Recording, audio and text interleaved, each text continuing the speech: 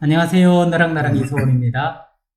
안녕하세요. 이건호입니다. 네. 선생님, 오늘은 좋긴 한데 왜 긴장되지 하는 이야기를 좀 해볼까 합니다.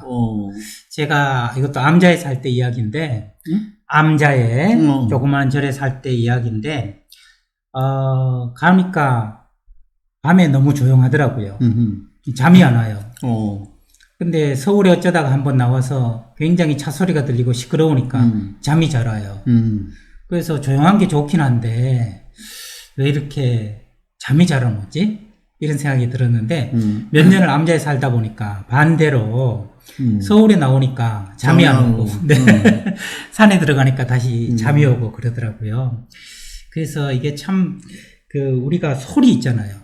소리, 귀로 듣는 소리는 보수적인 것 같아요. 근데 눈은 늘 새로운 걸 좀 바라보고 새로운 것에서 만족을 느끼고 해서 진보적이고 귀는 되게 보수적인 것 같아서 제가 좋긴 한데 왜 이렇게 긴장이 되지? 하는 제목으로 글을 썼거든요. 귀하고 눈하고 이런 차이가 좀 있다고 저는 좀 느껴서 썼는데 정말 그런 걸까요, 선생님? 우리 몸이라는 게 네. 정말로 신비하게 누가 만들었는지 그 종교적으로는 뭐 하나님 뭐 밝혀진 게 없으니까 그 기원을 네. 모르겠는데 네. 이렇게 의학을 공부해 보면 정말로 신비스러워요. 네. 있을 때 딱 있고 그러거든. 네. 근데 암자에 있으니까 잠이 오고 시끄러운 시내에 나오니까 잠이 안 오던 게 거꾸로 또 암자에 가니까 편안히 참 네. 시끄러운 데 나오니까 잠이 오고 네. 암자에 가면 잠이 안 오고 네. 신비하다고 하는 생각이 돼. 진짜 신기해요, 선생님. 그렇지. 네. 그러니까 몸은 나한테 주어지는 환경에 대해서 재빨리 적용하려고 하는 네네. 힘이 있는 게 이게 아주 기본적으로 있어요. 네. 근데 사람이 병이 나는 것은 기본적으로 있는 그거를 거역하니까 생기는 거야. 아. 안 그러려고 말이지. 인위적으로. 네, 네. 자기 욕심 때문에 뭐 자꾸 그러면 이제 몸이 탈이 나버리는 네, 네. 제가 형님이 췌장암 걸려가지고 돌아가셨잖아요. 그때 선생님 찾아뵙고 말씀드릴 때 참 암울했어요. 선생님이 췌장암이 생존율이 굉장히 낮은 병인데, 아유, 참, 걱정이다. 그리고 나서 석 달 뒤에 돌아가셨거든요, 형님이. 형님 모시고 한방병원 큰 데를 한번 간 적이 있어요. 그 과장님이 그러더라고요. 이 병은 내가 나라서 생긴 병이니까 낫는 방법은 나가 아니면 된다. 그렇게 이야기를 하더라고요. 그래서 형님은 있던 도시에서 가장 산골로 들어갔고 먹던 것도 완전히 바꾸고 그래서 조금 호전은 됐지만 워낙 병세가 깊었기 때문에 떠났는데 저는 지금 생각에 초기였으면 아마 살지 않았을까 그런 생각도 들고요. 선생님 지금 말씀을 들으니까 사람이 욕심 때문에 형님이 이런 얘기를 하더라고요. 한 해만 더 있다가 저 시골로 가가지고 텃밭 가꾸면서 살려고 했다. 근데 한 해를 못 넘기고 내가 이렇게 됐다. 그러니까 한 해만 더 있으면 할 때까지 뭔가 벌어야 되지 않겠어요. 그러다 보니까 내 몸이 적응할 수 없는, 감당할 수 없는 심한 스트레스, 과로 같은 데 지속적으로 노출되다 보니까 몸이 견디지 못해서 소화를 담당하는 췌장에서 탈이 난 게 아닐까. 저는 그런 생각이 좀 들더라고요. 그러니까 이제 우리가 스트레스라고 하는 것은 네. 스트레스의 원래 용의가 조인다는 그 물리학적인 용어잖아요. 물리학에서는 조인다. 조인다는 진짜. 뜻이거든. 네. 그럼 뭘 조이느냐? 주변 환경에 우리 마음을 조이는 거예요. 그러네요. 근데 네. 조여도 숨은 쉬어야 되잖아. 그렇죠. 그건 면역력이 큰 거예요. 아하. 조금 조였다고 해서 탈이 나는 건 면역력이 적은 거예요. 네. 그러니까 말하자면 우리 몸에도 면역력이 필요한 거예요. 지금 이제 바이러스 때문에 백신도 맞고 그러는 건 면역력을 키우는 거거든. 그렇죠. 누가 들어와도 싸울 수 있게. 근데 마음이라는 것도 그 면역이 있는 거예요. 네. 마음이라는 것도.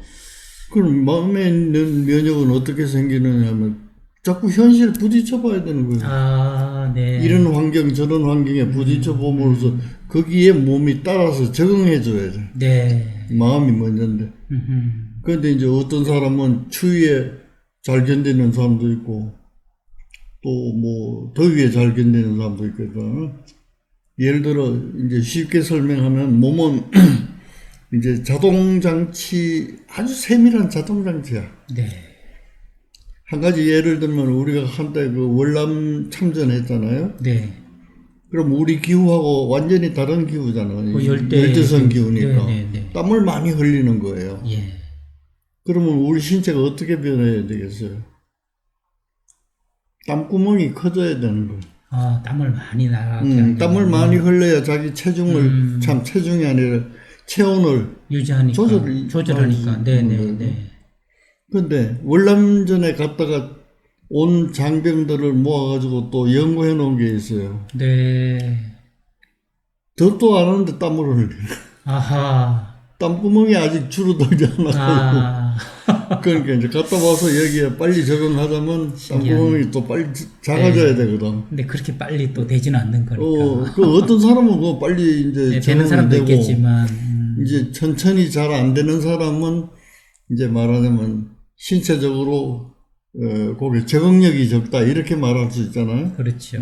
그렇듯이 이제 남자 또 서울 시내 시끄러운 곳 여기에 마음이 어떻게 적응이 되는가. 네. 그거는 내 경험에 의해서 이제 축적될 수밖에 없는 거란 말이지. 그러네요. 참 신기해요. 진짜 신기하네요. 정말 되게 세밀한 자동 장치인데 이것이 환경이 어떻게 되든 간에 생존하기 위해서 내가 최적으로 적응하려고 노력한다는 게 내가 뭐 그러라고 명령 내린 것도 아닌데 몸이 알아서 그렇게 한다는 거고 마음 또한 이 상황에서 내가 살아남기 위해서는 가장 유리한 것이 무엇인가를 찾아서 마음이 빨리 적응하려고 하는 건데 이게 바깥에서 오는 요구가 너무 강하면 마음도 감당을 못하고 마음이 무너지면 몸도 무너지고 그런 게 병으로 생기는 거 아니겠습니까? 일전에 선생님이 이 대담에서 토굴에 계신 스님들 중에 그 성불하신 스님, 득도하신 스님도 있지만 근기가 약해가지고 그 강한 것을 경험하려고 그러니까 하지 못해서 정신병 약을 먹는 경우도 많다 하는 게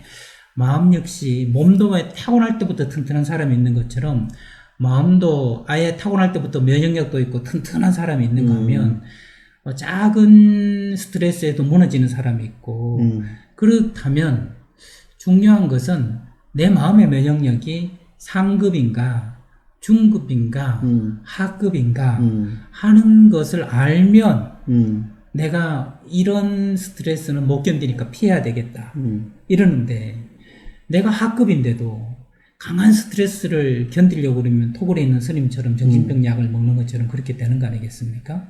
그럼 저는 이런 게 그냥 궁금해지는데 내 마음의 면역력이 강한 사람인가 아니면 약한 사람인가 하는 것을 진단하는 키트는 없겠지만 대충 무엇을 보면 내가 굉장히 자아 강도가 강하다고 표현해도 좋고 내가 좀 마음의 힘이 강한 사람이다 혹은 약한 사람이다 하는 것을 예를 들면 뭐 눈물을 자주 흘리면 약한 사람이라든지 이런 척도는 없겠죠? 혹시 있다면 뭘까요? 그 내가 강한 사람인지 약한 사람인지. 정답 모른다. 언제나 그렇듯이 정답은 모른다. 내가 오늘 조금 전에 이제 여기 촬영하러 오기 전에 그 선배 교수한테 이제 전화를 받았어요. 그분은 90이 이제 넘은 분인데 아드님이 그 얼마 전에 돌아가셨어. 아드님.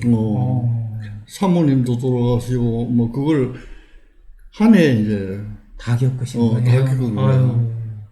그러니까 이제 내가 보기에는 이 굉장히 그 몸이 뭐라고 튼튼한 분이 아니거든. 곁에 있던 많은 교수들이 저는 40도 못 넘기고 죽을 거라고 말이지. 몸이 그냥 약하셔서 그만큼 이제 뭐라고 할까 병이 특별히 있어서가 아니고 이렇게 우리의 약법이라고 그러죠. 네. 체력이 이제 좀 그랬던 분인데 네. 자기 관리를 참 잘해요. 네. 관리를 잘해가지고 갈 만한 걸 가고 안 갈 만한 건 안 가고 뭐 이런 자기 통제력이 참 많아요. 네. 그러니까 이제 지금도 몸이 성취는 않지만은 건강하게 다니셨거든. 네. 근데 이제 전화를 받아가지고 넘어졌다나 무거운 물건을 들다가 이제 허리에 이제 척추에 이제 금이 갔나 봐. 네. 그래 이제 2달, 3달 이제 자리에 누워 있으라 이러는데 자리에 누워 있으면 노인은 자리에 누워 있으면 근육이 다 빠져요. 예. 그래서 내가 막 걱정을 하고 그랬는데 그런 분들도 90이 넘으니까 자기 통제력이 떨어지는 거예요. 네. 이게 왜 흔히 하는 얘기 나이 들어도 마음은 청춘이라고 그러지. 그렇죠. 이빨 절대로 청춘이라고. 나이 들어가지고 마음이 청춘이다 그런 말씀 하시면 안 돼요. 그건 안 돼 본 사람이 신체적으로 나이가 들었으면 마음도 나이가 들었다는 걸 알아. 예. 그래서 들어보니까 예를 들면 아드님 그 집을 이제 정리를 하다 보니까 유품 정리를. 네. 그것도 유명한 건축가예요. 아드님이. 네. 그런데 이 건축에 관한 책이 이제 한 3,000권이 있는 거예요. 와, 3,000권이요. 이걸 자기 자신이 정리하다가 그래 된 거예요. 아이고야. 그래서 내가 전화로 막 뭐라고 그래서 내가 네. 후배이긴 하지만 네. 선배한테. 몸이 늙으면 마음도 늙는 거지. 언제까지나 19인 줄 알고. 마음은 청춘이다. 이거는 안 된다고. 네. 3,000권이나 되는 걸 왜 내가 짐을 쌌느냐 말이지. 아이고, 그러게요. 그러니까 300권 이제는 90이 넘으면 입만 가지고 일을 해야 돼. 입만 가지고. 저거 여기 옮겨라. 네. 이거라. 네. 그게 이제 아무리 우리가 경험이 많고 또 그런 통제력이 많던 사람들도 네. 이제 나이 들면 그런 틈새가 이제 생겨버려. 네. 일치하지 않아요. 아하. 나도 지금은 아직까지는 뭐 이제 그런 적응을 하려고 애를 쓰지만은 예. 때로는 내가 행동은 안 하지만 생각은 젊은 사람처럼 말이지. 네. 그거 내가 지금 할 수 있겠다 이런 생각도 있거든. 그렇지. 절대로 그거 따라가시면 안 돼요. 몸을 따라가셔야 돼 이제는. 그래서 선생님 대담하다가 제가 오늘은 이 정도 찍을까요? 이렇게 말씀드리면 하나 더 찍어라 이렇게 말씀하실 때 그때 내 마음으로는 하나를 2개를 3개를 더 찍을 수 있을 것 같지만 몸은 또 그렇지 않잖아요, 그죠? 그래서 적절하게 저희는 마치고 있다는 생각이 드는데 우리 그 아드님이 유명한 건축가로 3,000권의 책을 가지고 있었다. 그 선배 교수님 말씀을 들어보니까 저는 선생님이 아까 그 자기 사람의 마음이 강한지 약한지 무엇을 보고 알 수 있느냐 정답 모른다 이렇게 말씀을 하셨잖아요. 한 40대일 때부터 저 사람 오래 못 살겠다 했던 분은 무려 50년을 더 사셨잖아요. 지금까지 그 약한 몸에도 불구하고 자기 관리를 잘 했다는 건데 그렇다면 내가 강한 사람이다 하는 것의 척도 하나로 자기 관리, 자기를 관리하는 힘. 그렇죠. 이게 마음의 힘을 어떻게 볼 수 있는 척도가 아닐까 이런 생각이 들고 아드님이 어떻게 돌아가셨는지 사모님이 어떻게 돌아가셨는지 모르겠지만 적어도 자기 관리라는 점에 있어서는 우리 선배 교수님이 좀 더 뛰어나고 철저하지 않으셨을까 하는 생각이 드는데요. 그럼요. 네. 그런 철저한 자기 관리 때문에 네. 지금이 있는 거고 네. 또 지금도 왕성한 이 글 작업을 하기 때문에 아하.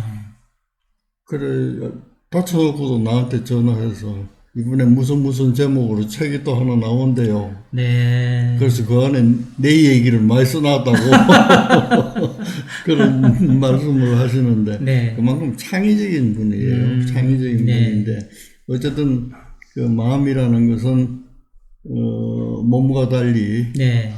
청춘이다, 한참이다. 이것은 내가 생각하기에는 기본적으로 나이 들면 초조해지는 거예요. 네. 조소해야죠. 젊을 때 같지 않는 거예요. 네. 내일을 보장할 수가 없단 말이에요. 내일 일을 어떻게 될지 알 수가 없으니까. 그러니까 내가 눈 뜨고 이거 할 수 있을 때 해야 되겠다. 이래 뿌리면 그거는 노인으로서 할 수 없는 일까지 손을 대게 되는 거예요. 네. 그게 이제 3,000건을 내가 좀 할 수 있을 것 같으니까 그렇지. 하자. 그래서 아까 제가 쌤 모른다에 대해서 우리 그 선배 교수님, 저한테는 까마득한 교수님이 되겠습니다만, 그 선배 교수님에게 배우는 두 가지 중에 한 가지가 자기 관리. 그 다음에 두 번째로 선생님에게 그 선배 교수님과 함께 배우는 것은 나이가 들면 마음도 나이가 들어야 된다. 그래서 내 몸의 한계를 인정하고 입으로만 말해달라고 이야기하는 그것도 또 다른 마음의 면역력을 새롭게 키우는 것도 나이 들면서 그 두 가지를 알 수 있을 것 같네요. 저도 선생님한테 뭐 일주일에 한 번 정도는 선생님한테 와서 진솔한 이야기를 나누지 않습니까? 정말 오늘은 더 특별하게 마음이 너무 편해요. 그래요? 아마 이제부터 꼭 어떤 느낌이냐면 예전에 박사 논문을 쓰고 나니까 이제 논문에 대해서 시비 걸 사람이 없잖아요. 뭐 공부에 대해서. 마음대로 하고 싶은 공부를 하잖아요. 선생님하고 이전까지의 영상들은 제가 리허설로 연습한 것 같아요. 뭐 오시는 분들한테 어떻게 보면 제 마음속으로 좀 잘 보여드리고 알려드리고 싶은 마음이 있었는데 오늘은 왠지 그런 마음이 사라지고 선생님하고 정말 스승과 제자로서 편하게 이야기를 나눌 수 있다는 생각이 들거든요. 근데 제가 선생님하고 대담하면서 고백하자면 더 건강해졌어요. 더 몸이. 그게 뭐냐 하면 바로 자기 관리가 선생님과 대담을 통해서 이루어지더라고요. 그래서 제가 자기 관리의 핵심이 뭔가 지금 드는 생각은 뭐냐면 규칙성인 것 같아요. 네. 선생님이 이런 말씀 하셨잖아요. 일주일에 월, 수, 금 3번은 이 영상을 올리자. 저한테 이렇게 말씀하셨고, 한 번 올 때 많이 찍자. 이렇게 말씀을 하셨잖아요. 그리고 매주 오는 요일이 또 정해져 있잖아요. 불규칙한 것 빼고. 그러다 보니까 이 날짜에 건강하기 위해서는 다른 날도 건강하게 지내야 되더라고요. 그다음에 편집하는 것도 점점 시간을 줄여가면서 효율적으로 할 수 있도록 제가 방법을 알아가게 되더라고요. 그러다 보니까 이게 삶의 하나의 축이 되면서 이게 규칙적으로 매주 돌아가는 게 제 마음도 건강하게 하고 그다음에 올 때 기대로 들뜨고 그다음에 갈 때는 만족감으로 또 편안하고 진행할 때는 말씀 듣는 기쁨으로 가득 차고 이런 것들이 규칙성을 이루니까 이게 자기 관리의 핵심은 규칙성이구나 하는 생각을 하게 되네요. 그럼요. 규칙성이라고 하는 것은 왜 중요하냐면 말이죠. 우리 몸이라는 게 갑자기 추웠다가 갑자기 더웠다 이러면 거기에 몸이 반응을 해야 되거든요. 갑작스럽게 그렇죠. 더우면 땅구멍을 넓혀야 돼. 네. 추우면 졸여야 돼. 이게 변덕스럽게 말이지. 왔다가 또 안 왔다가 이러면 이게 넓어져서 해야 되는가 좁아져야 되는가 이 몸이 알지를 못하는 거예요. 그러나 규칙적이라고 하는 것은 안 추워져도 추워진다 이 규칙성이 있으면 오므라들게 되는데 이제 그런 게 이제 규칙적이라고 하는 것은 우리 생활을 뭐라고 할까 더 좀 풍요롭게 만들어주는 거예요. 그걸 달리 지겹게 생각하는 사람들은 뭐 쳇바퀴에 다람쥐 쳇바퀴 돌듯이 쳇바퀴 돌듯이 말이지 그날이 그날이고 뭐 매일 아침이 똑같다 하지만 절대로 똑같은 게 아니에요. 그러니까 그런 규칙적인 거 자기 관리도 규칙적인 거 뭐 이게 참 중요할 것 같아요. 그 다음에 하나 덧붙이고 싶은 것은 지금 이제 올림픽이 열리고 있잖아요. 그렇죠. 올림픽이 열리고 해서 모두 열심히 이제 잘 하는데 감독들을 이래 보면 말이지 코치나 감독이 이제 선수를 격려해가지고 내보내잖아요. 그럴 때 뭐 말은 그런 말이 아니지만은 대부분 충고하는 게 뭐냐 하면 어깨에 힘 빼고 그렇지. 평소 하던 대로 이거는 뭘 얘기하냐면 지금 이서원 선생 여기 와서 이제는 편안하게 얘기할 수 있다 하는 것은 어깨에 이제 힘을 뺀 거예요. 그게 마음의 힘을 뺀 게 아니라 어깨에 힘을 뺀 거야. 그 다음에 마음으로는 보는 사람에게 내가 초점을 뭐 이제 맞춰가지고 그게 맞는 얘기만 하는 게 아니라 내가 하고 싶은 얘기를 들려드리는 자세로 이제 바뀐 거예요. 맞아요. 그러니까 어깨에 힘 풀고 그러니까 편한 거예요, 여기서. 그래서 이제 이선 교수가 지금 느꼈다는 것은 두 가지를. 하나는 이제 그런 뭐 규칙성, 그거에 대해서 그 전에도 물론 아셨겠지만은 이래 해보니까 규칙성이다 이러고. 그 다음에 그런 긴장을 풀고 나니까 뭐 못할 소리가 뭐가 있겠어요. 내가 이 말을 해서 요새 정치가들이 뭐 단어 하나 가지고 뭐 맨날 싸우잖아요. 그렇듯이 뭐 그런 싸울 일도 없는 것이고. 맞습니다. 그럼 뭐 있으면 진실하게 우리가 설명을 드리면 되는 일이고. 설명드리면 되는 일이죠. 그러니까 긴장할 필요가 없는 거예요. 그리고 저는 그동안 이제 6월 9일부터 시작했거든요. 6월 9일부터 시작해서 빠짐없이 일주일에 3번씩 올리고 있는데 거의 빠짐없이 댓글을 써주시는 분들도 계시잖아요. 그 글을 보면서 저는 가장 좀 재밌는 댓글이 선생님, 얼마 전에 올렸던 3분 넘으면 안 봐. 제 아들이 3분 넘으면 안 봐, 아빠. 그래서 제가 이게 요즘 아이들 어떻게 해야 될 건가? 그걸 했는데 밑에 댓글이 이런 게 달렸더라고요. 이래도 안 보고 저래도 안 봅니다. 그렇지. 그 얘기가 왜 이렇게 사람 마음을 편하게 해줄까요? 그러니까 너무 연연해서 뭐 이러면 들을까, 저러면 들을까, 어떻게 떠먹일까, 어떻게 잘 들을까 이런 생각하지 말고 선생님하고 편안하게 진솔하게 이야기를 나누다 보면 마음 있는 분은 보고 마음 없는 분은 안 보시는 거고 구태여 가려는 분 잡을 필요 없고 오려는 분 막을 필요 없다 생각하니까 저는 저대로 그냥 하면 된다는 생각이 들어서 그런 댓글들이 정말 뭐 10만, 20만 보는 것보다 더 큰 힘이 되는 것 같아요. 그분들이 지금 우리 선생님이라는 걸 알아야 돼요. 그분들의 댓글 하나하나가 지금 우리를 일깨워주고 가르쳐준다는 걸 알아야 돼. 정말 이번 댓글은 백미였어요. 이래도 안 듣고 저래도 안 들으니 두 분 신경 쓰지 마시고 그냥 지금처럼 하세요. 선생님 오늘 이제 마음의 힘, 자기 관리, 규칙성 이런 얘기까지 하게 되다 보니까 이제는 저는 관계로 좀 외연을 확장해가지고 한번 생각해 본다면 관계에서도 이 규칙성이라는 게 얼마나 중요한가 하는 생각을 하게 돼요. 저는 이런 규칙성이 있거든요. 선생님한테 뭘 여쭤보면 모른다. 이렇게 대답하실 가능성이 60% 이상이다. 뭐 이런 규칙성도 있고. 근데 그것만 믿으면 안 돼. 허점이 또 있어. 야구 시합을 보라고. 투수가 직구만 넣다가 말이지. 타자가 칠만 하면 변화구를 넣는 거예요. 쌤도 그러세요. 모른다 하다가도 이건 내가 이거다. 안 한다 이렇게 할 때가 40%. 그러니까 대화라는 거는 그런 것도 염두에 두지 말고시고 편안하게 그냥 그때 뭐 떠오르는 대로 물 흘러가는 대로 바람 부는 대로 이렇게 해도 뭐 우리 정도 나이가 되면은 뭐 큰 허물이 없지 않을까. 그러게요. 허물이 있으면 또 얼른 고치면 되는 일이니까. 미안합니다 하면 되는 그걸 것이고. 너무 또 두려워할 필요도 없을 것 같고. 이제는 진짜 말씀대로 편안하고 두려움이 없고요.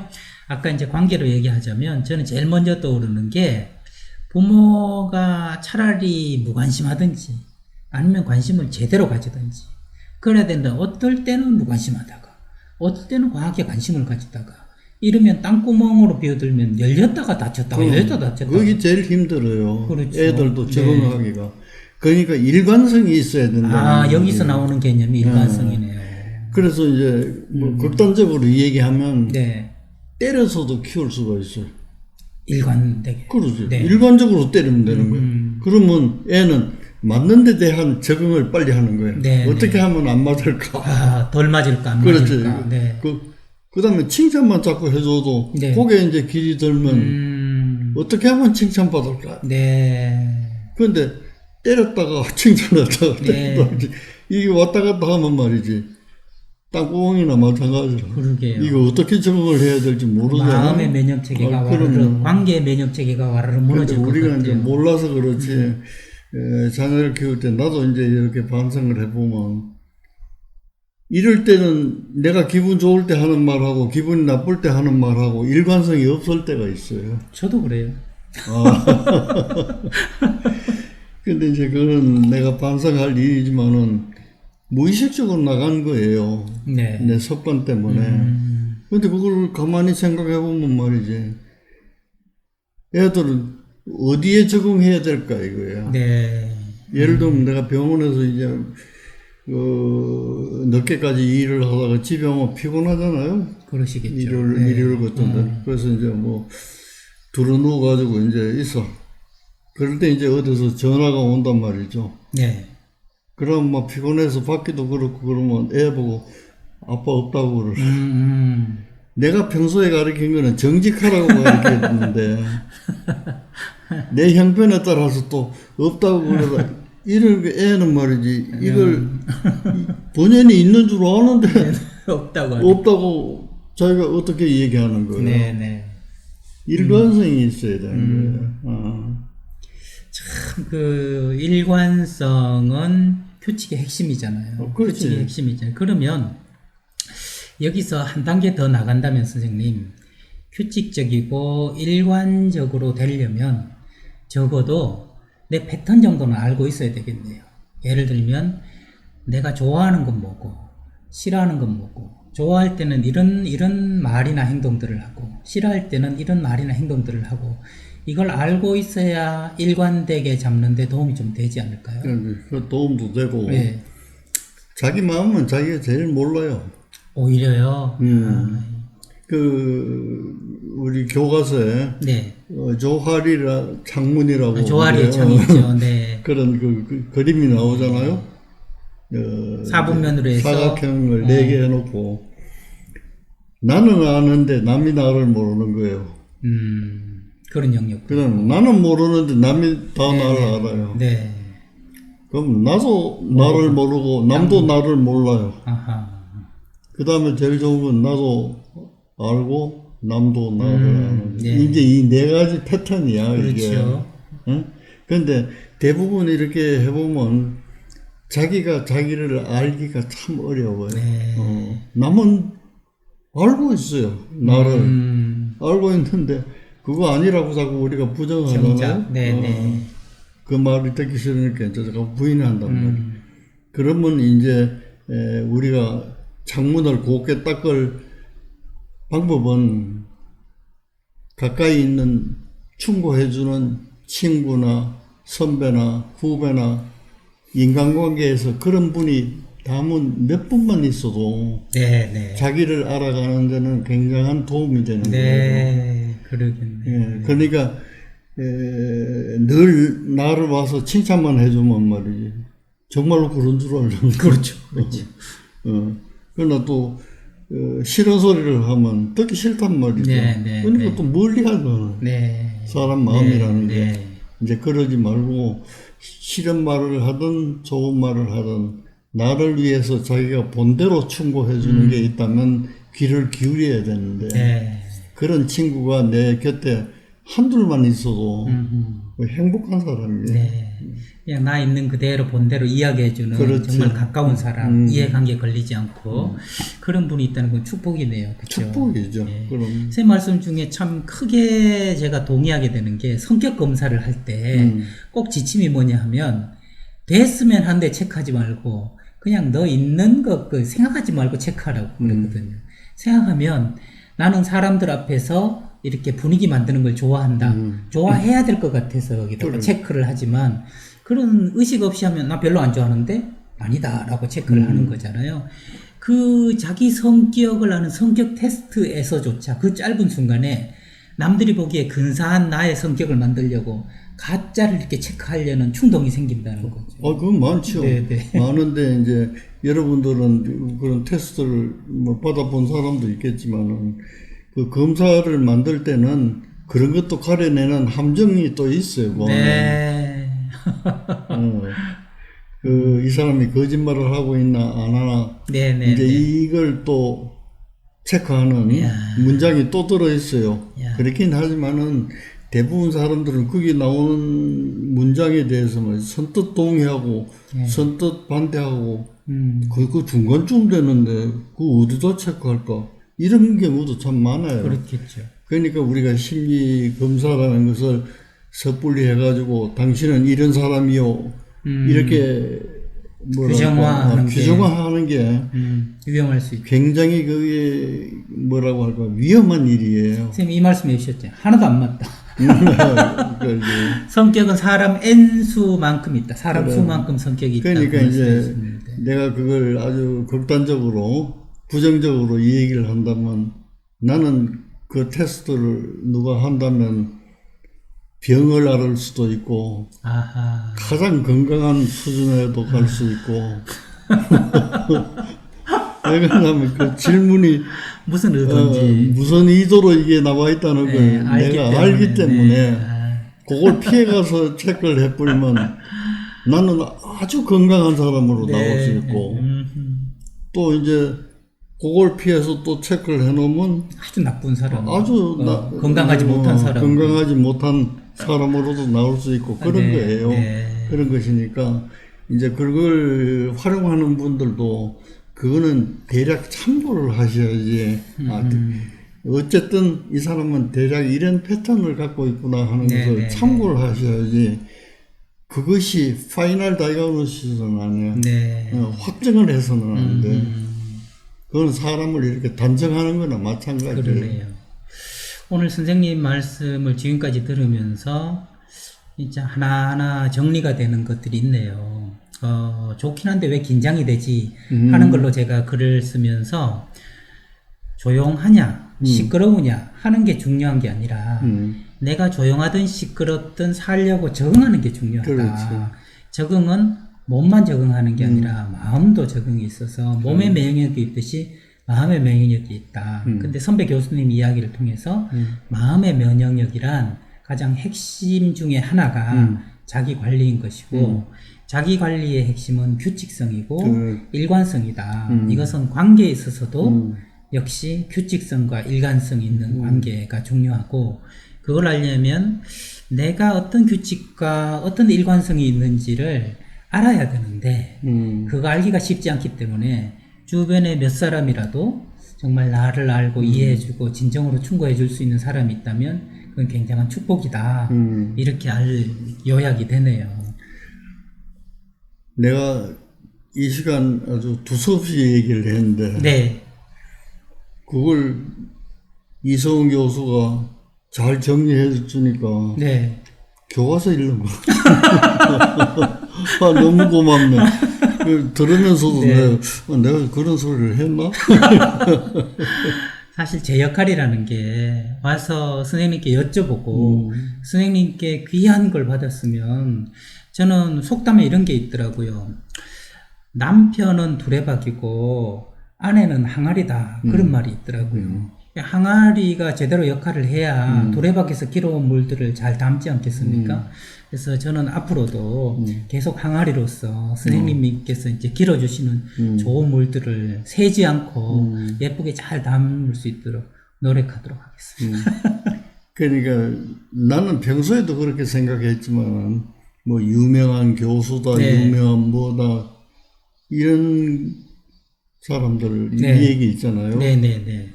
그건 그 사람들이 유명한 게 아니에요. 그 사람들이 제자가 훌륭하니까 교수가 빛나는 거예요. 이렇게 또 저를 크게 칭찬해 주시니 몸둘 바를 모르겠네. 감사합니다. 오늘은 여러분들 보시면서 편안하셨습니까? 저는 예전에 온라인 대학 교수할 때 옆에 교수님 하도 편안하게 강의를 하셔가지고 어떻게 그렇게 편하게 강의하세요? 그랬더니 내가 편해야 남도 보는 사람도 편하지. 그러셨는데 오늘 저도 그런 걸 좀 느끼네요. 제 몸도 좀 덜 움직이는 것 같고 쌤하고 얘기 나누면서 마음이 한결 편안해진 것 같고요. 예전 같으면 저렇게 오토바이 지나가는 소리도 엄청 신경 쓰이고 매미 우는 소리도 신경 쓰일 것 같은데 지난번에 선생님께서 제가 여기 휴대폰 울려가지고 했을 때 그 생방송으로 그대로 내보내라 그래서 그대로 내보냈거든요. 그 이런 생활 소음 같은 것도 이 대담의 일환이라고 생각이 돼서 편하게 된 것 같고요. 앞으로 여러분들과 더 편안하게 이 대담 시간을 이끌어 나갈 수 있을 것 같습니다. 댓글 달아주신 여러분들께 감사드리고 선생님 지금까지 선생님과 함께 지혜를 나눠봤습니다. 너랑 나랑의 저는 이서원이었습니다. 다음 시간에 뵙겠습니다.